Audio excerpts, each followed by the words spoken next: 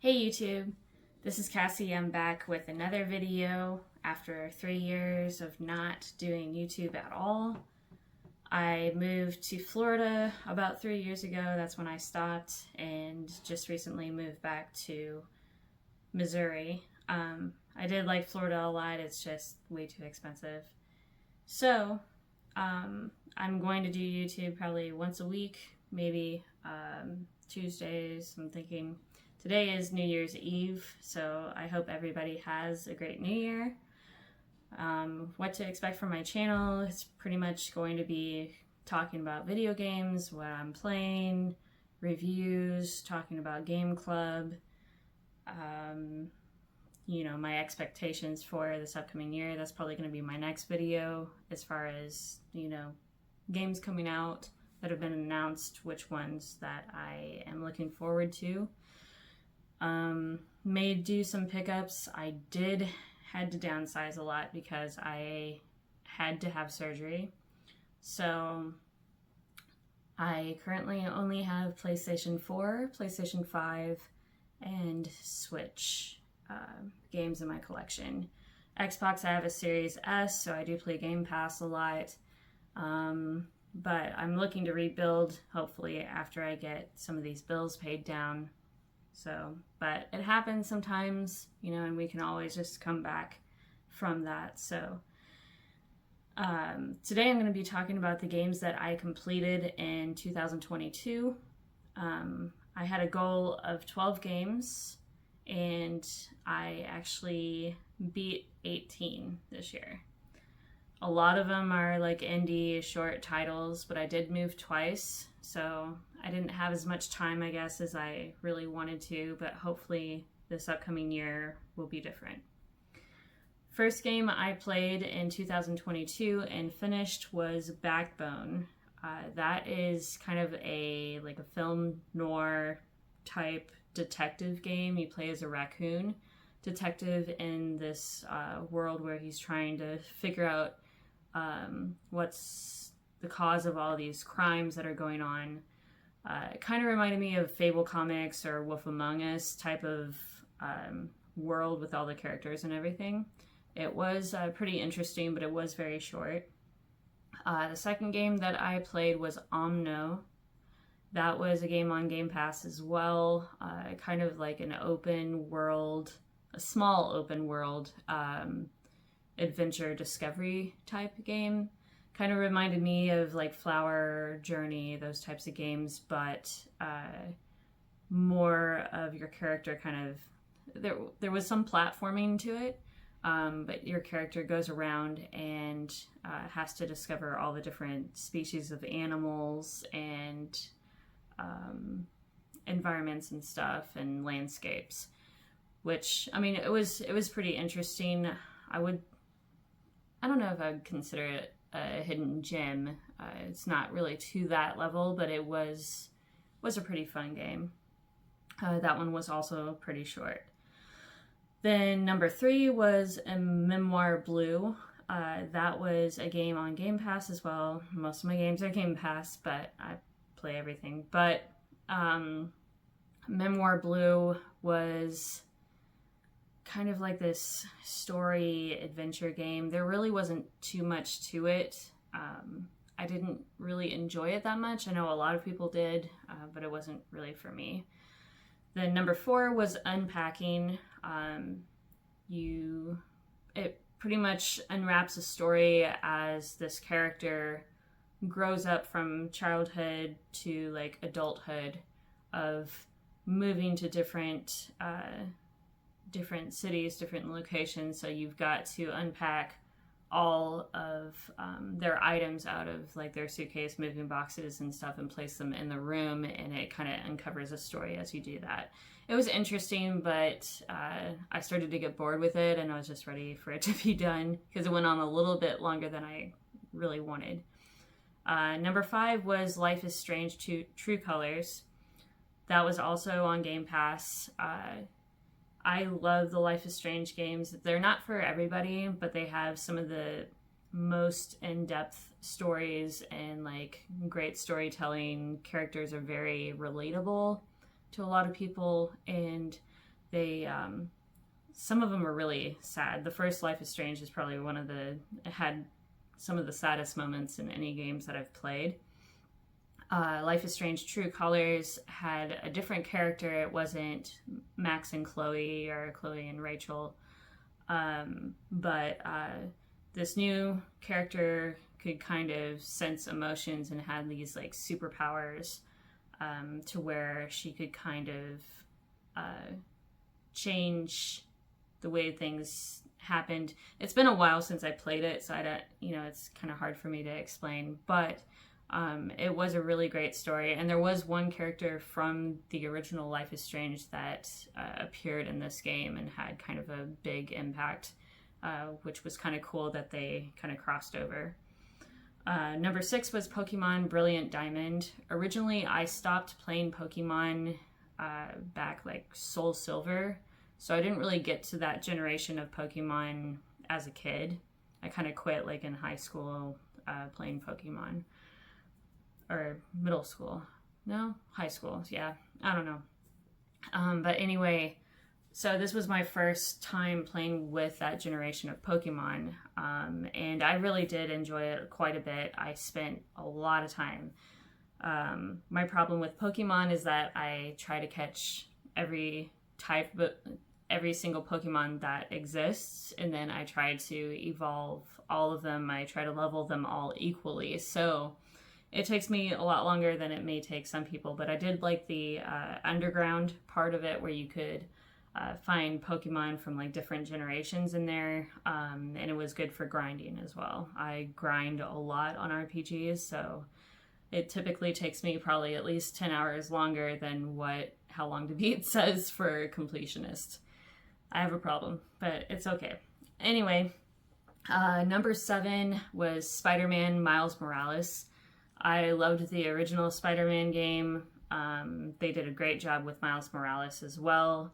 I will say that there were some aspects that I liked of Miles Morales more, but I think I liked the world of the first game more, even though it was very similar in a way, but I felt like there was more side missions with the first one.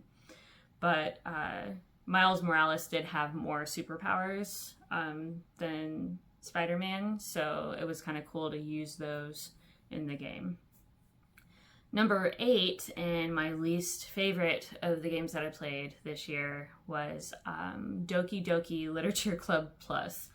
I am an admin of a group called Game Club. It's like book club, but for video games. We play different games every month together, and Doki Doki Literature Club Plus was a game from 2021 that we had played. I never got around to playing it, and so it was in my library, and I decided I would give it a try. And honestly, I wouldn't even call it a game. It was just an interactive story, and I know that I do play a lot of like those walking simulator type games, but this was not even that. Like there were like, I didn't feel like there was any point to it, and it wasn't for me at all. I know a lot of people say it like has like the craziest moments, and maybe I went in, with a lot of hype from other people and just did not get that experience from it. Anyway, number 9 was Stray. That game came out this year. I say this year because it's still, for me, it's, still 2022. But when you see this video, it'll be next year. Anyway, number 9 was Stray, and you play as a cat in kind of a post-apocalyptic world, and you've got to get back up to the surface because you fall. I don't really know how to explain it. You just fall into like this hole, and you end up like in the like underground part of the world, and you have to make it back to where you were. It was an interesting game. It did have some issues, I feel like texture issues on the cat. A lot of people, said it was, game of the year. It was very good, but I wouldn't put it game of the year. But it was a good game, and I would recommend playing through it. It was also fairly short, too, so I'd wait until it drops in price maybe a little bit. Number 10 was Stardew Valley, which I've been playing since it originally released, kind of back and forth, but I restarted the game and decided to play through the entire story part of it, and I did complete that. I really love Harvest Moon. I've always been a big fan of like the farming sims. Mainly Harvest Moon 64 is one of the greatest games in that kind of genre. It is the best for me, even over Stardew. But Stardew is really the closest that we get to those older Harvest Moon type game feels, because now that Harvest Moon is still by Natsume, but Marvelous is the original team, and they make Story of Seasons, but honestly, I don't feel like they're as good as they used to be with their storytelling in their games. The characters were a lot more relatable, and just I don't know, there was just a lot more to the characters in Harvest Moon 64. But besides the point, Stardew Valley is a wonderful game, and I would recommend it to anybody. Number 11 was Goro Goa. It was kind of like, it was a puzzle game. I don't really know how to explain it, but it was, you kind of had to move the puzzle around, and it was like an interactive puzzle, but I don't really know how to explain it. It's been a while since I played it, so it was cool, but I don't know. It was okay. Number 12 was As Dusk Falls. That was a big surprise. It got announced, I don't know if it got announced in 2021 or if at the Game Awards or before then at E3, but I remember seeing a preview for it, and the animation was a little bit off-putting. Because it's kind of like drawn pictures that like slowly move is the animation, which I don't think there's any other games that I can kind of relate it to.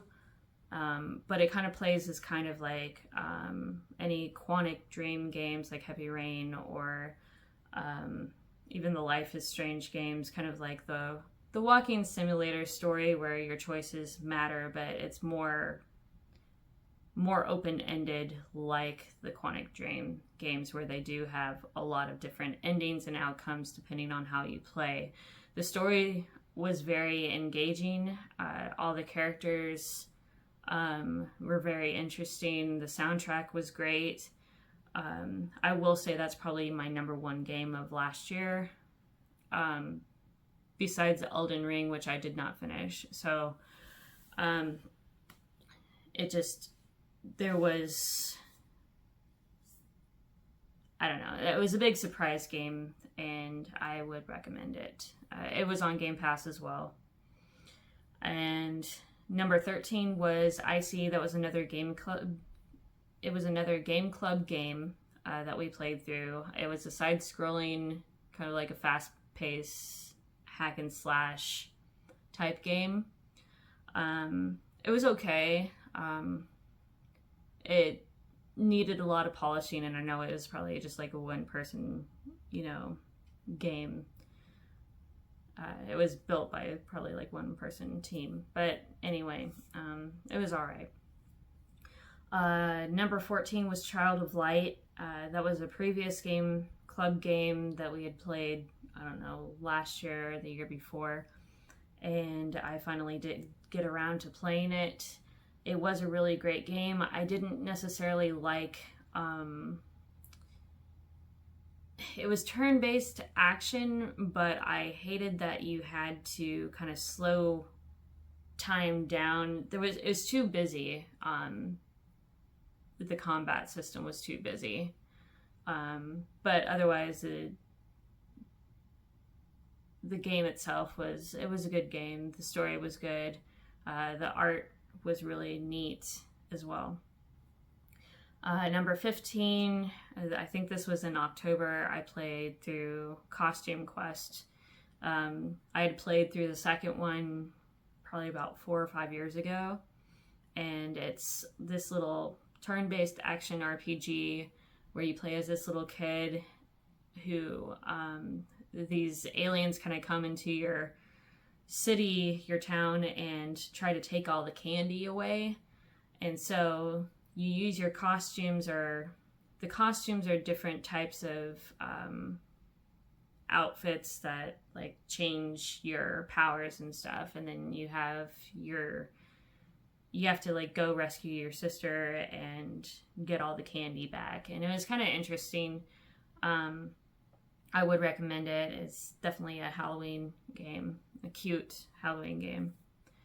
Number 16 was Spyro the Dragon. I did play that on Reignited Trilogy, and it was really good. I really liked Spyro a lot. It's a great platformer, one of the best of the PlayStation 1 era.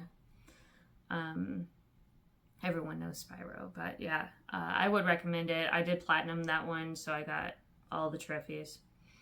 Number 17 was Pentiment. That was also on Game Pass. It's an Xbox or Microsoft exclusive. That one released in October, November. It's an adventure game, but it's based in the 1500s. And you play as this traveling artist who is, I don't know, trying to make, a living at the Abbey doing commissions and stuff.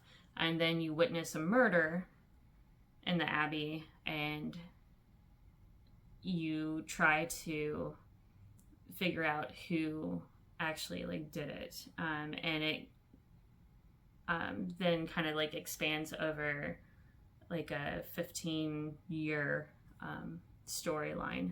And it was really interesting. It was probably about a 25-hour game or so.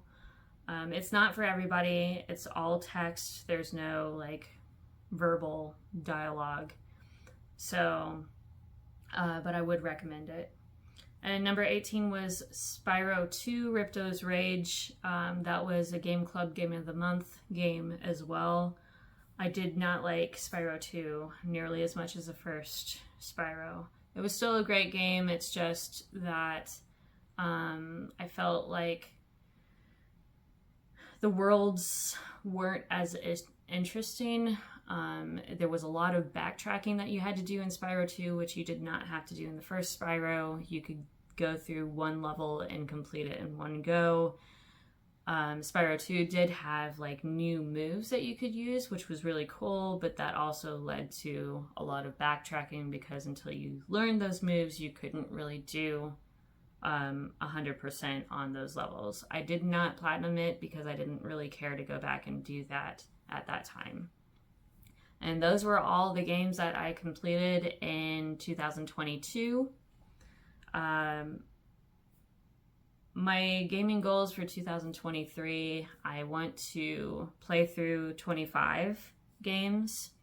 I also have a backlog. There are 2 specific games that I really want to play through and complete this year. And that's Final Fantasy VII Remake and then Part 1. And then I also need to play through and finish Breath of the Wild.